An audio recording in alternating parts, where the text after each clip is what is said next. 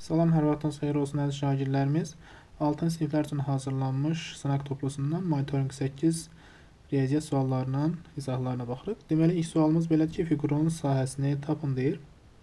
Fiqurun sahəsini tapmaq üçün bizə verilən məsafə, ümumi məsafə 10-dur. 2 və 2 məsafəsindən çıxsaq, yəni 4-ü çıxsaq, qalır 6. Verilən hissənin sahəsini axtarsaq, olacaq 6 vur 2, 12.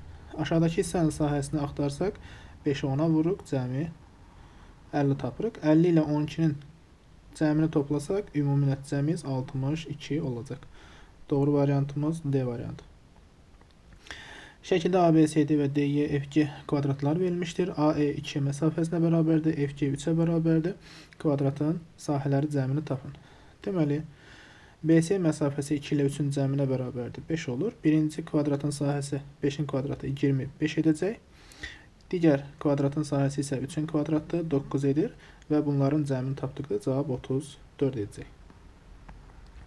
Şəkildə ABCD və KLM-in kvadratları verilib. AB-nin uzunluğu 12, KL-in uzunluğu 8 olarsa rənglənmiş hissənin sahəsini tapın. Rənglənmiş hissənin sahəsi bərabər olacaq böyük kvadratın sahəsindən, yəni 12-nin kvadratından kiçik kvadratın sahəsini çıxmaqla alınan cavaba. 8-in kvadratı. 12-nin kvadratı 144 çıxırıq. 8-in kvadratı 64. Cavabımız 80 olur. A variantı. Diametri 24 olan dairənin sahəsinin 8-də 5 hissəsini tapın. Diametri 24 olarsa radiusun qiyməti 12 olacaq. Dairənin sahəsi olacaq pi r kvadrat, yəni 144 pi. Bizə istəyir ki, 8-də 5 hissəsini tapmaq lazımdır. 144-ü 8-ə bölürük. Deməli, 8-ə böldükdən sonra alınan cavabı vururuq 5-ə. 144-ü 8-ə böldükdə cavabımız 18. Alınan cavabı yenidən 5-ə vururuq. Cavab 90 pi edir. B variantı.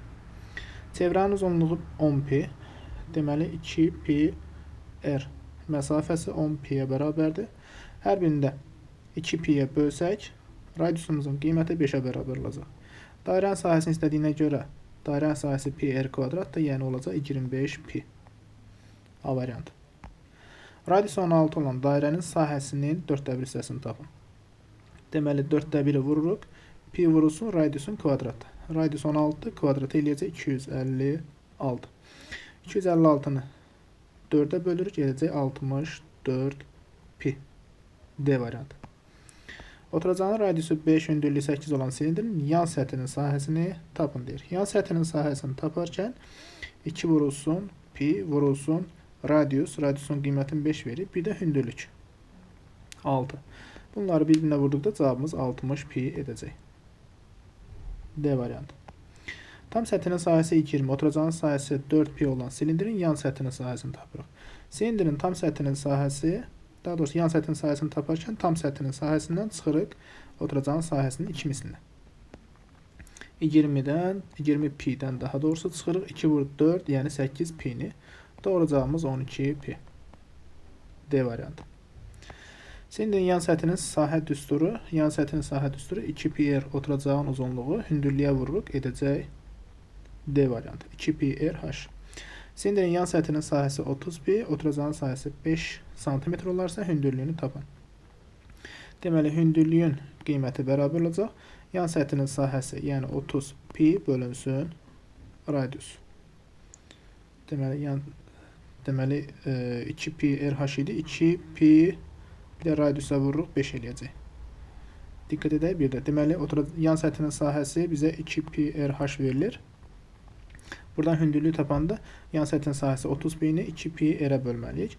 Deməli, 30-u 2 vur 5-ə, yəni 10-a bölsək 3 edəcək. Pi-lər də ixtisar gedir. Doğru cavabımız 3. D variantı. Yan səthin sahəsi 15 pi. Oturacağın sahəsi 5 pi olan silindrin tam səthinin sahəsini tapın. Tam səthinin sahəsi, yan səthinin sahəsi üzərinə əlavə edirik. Oturacağın sahəsinin 2 mislinə, yəni 10 pi-ni. Toplasaq 25 pi olur. D variantı. Oturacağının sahəsi 12 kvadrat santimetr, hündürlüyü 5 olan silindrin həcmini tapın. Silindrin həcmi, oturacağın sahəsi vurulsun, hündürlük, yəni 60 kvadrat santimetr edir. A variantı. Oturacağının çevrə uzunluğu 14 pi olan, hündürlüyü 4 olan silindrin həcmini tapın. Deməli 2 pi r 14 pi-yə bərabərdir. 2 pi-yə bölsək radiusun qiyməti 7 olacaq. Bizdən istədiyi həcmini tapın. Həcmini taparkən oturacağın sahəsini, yəni pi vurulsun. Radiusun kvadratı 49-u vururuq hündürlüyünə. Hündürlük də 4-ə bərabərdir. Deməli 49-u vurmalıyıq 4-ə 196 pi. B variantı. Radiusu 5 cm olan silindrin hündürlüyü 10 cm-dir. Həcmini tapın deyir. Həcmini taparkən nə edirik? P-nin qiymətini bizə verib 3,14 vurulsun. Radiusun kvadratı. Radius 5 isə kvadrat 25 edir. Hündürlük 10-dur. Deməli 3,14-ü vururuq 25-ə. Sonra aldığımız cavabı yenidən 10-a vururuq. 785 edir. C variantı. Yan səthinin sahəsi 50 pi, hündürlüyü 5 cm olan silindrin oturacağın radiusunu tapın. Deməli, yan səthinin sahəsi oturacağın radiusu lazımdır. Radiusu taparkən yan səthinin sahəsi, yəni 50 pi-ni bölürük 2 pi h 5-ə. Deməli, 2-ni 5-ə vursaq 10, pi-lər ixtisar gedir, 50-ni 10-a bölsək cavab 5 edir. D variantı. Həcmi 60 kub metr olan silindrin hündürlüyü 5 metr olarsa oturacağın sahəsini tapın. Oturacağın sahəsi bizə verəcək həcmin hündürlüyə olan nisbəti. Həcm 60, hündürlük 5 bölürük doğru cavabımız 12 kub kvadrat, daha doğrusu 12 metr. Sahə dediyinə görə 12 kvadrat metr olur. Sahəsi 49 pi olan dairənin radiusunu soruşur. Dairənin radiusu pi r kvadrat düsturu ilə hesablanır. 49 pi-yə bərabər yazırıq. Buradan radiusu tapsaq, pi-lər ixtisar gedir. Kvadratı 49 olan ədədimiz də 7-yə bərabərdir. Deməli, 7 cm bizə desimetrlə verib. Deməli, ona bölməliyik. Olacaq doğru cavabımız 0,7 desimetr.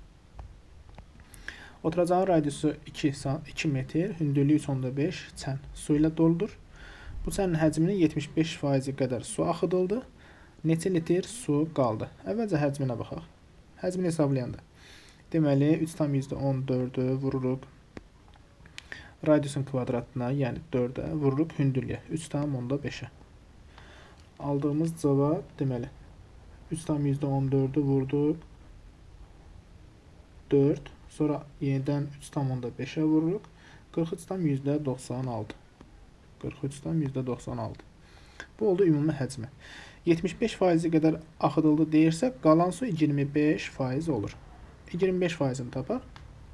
Yəni 25%-i 4-də 1-in hesablayırıq. Bölürük 4-ə. 10,99.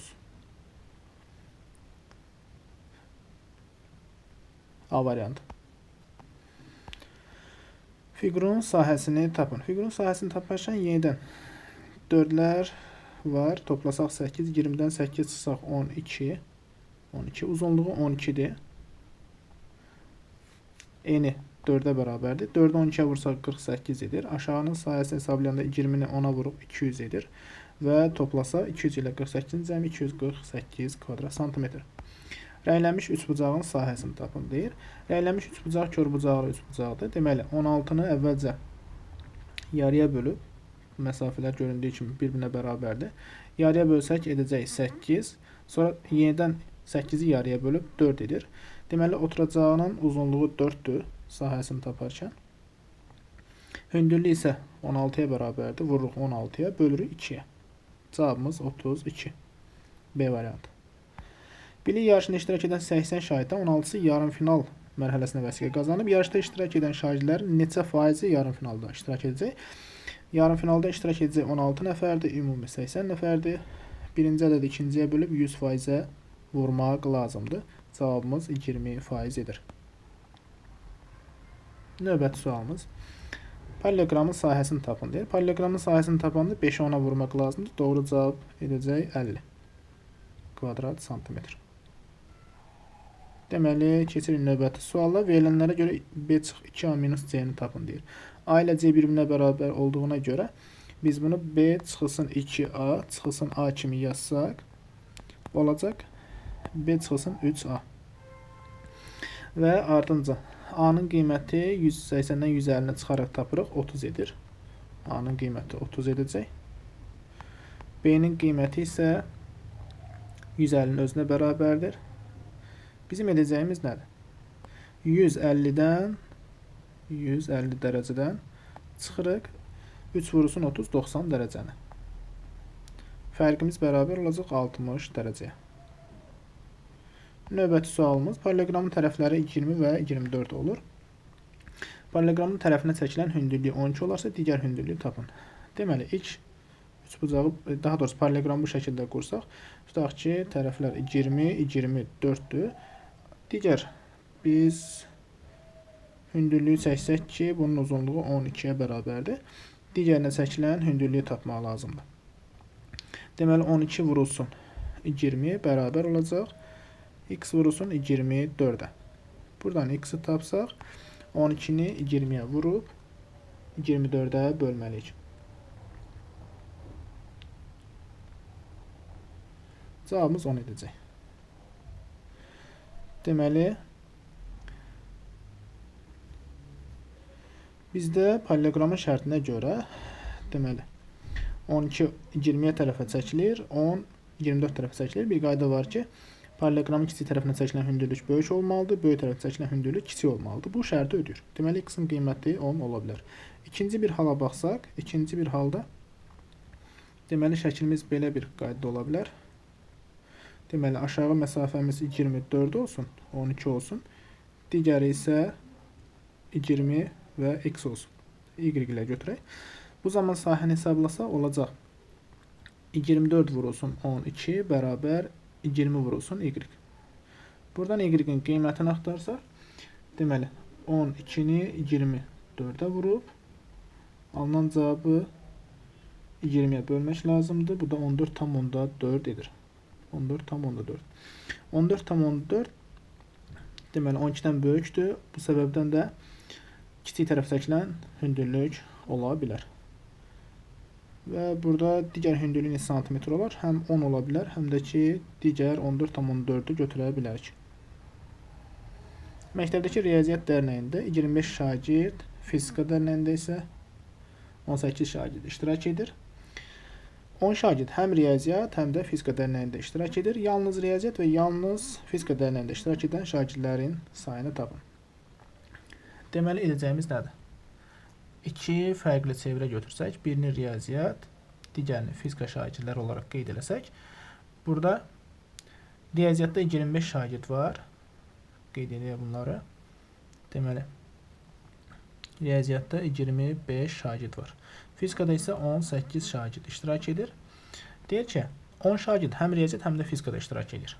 Diqqət edək. 10 şagird hər ikisində iştirak edir. 25-dən 10 çıxsa, yalnız riyaziyyatda 15, 18-dən 10 çıxsa, yalnız riyaziyyatda olacaq. Deməli, 8 şagird. Bizə bu iki qiymətin cəmi lazımdır. Yalnız riyaziyyat və yalnız fizika dərnəyində iştirak edən şagirdlərin ümumi sayı lazımdır. 15 ilə deməli 8-i toplamalıyıq. Doğru cavabımız 23 edir.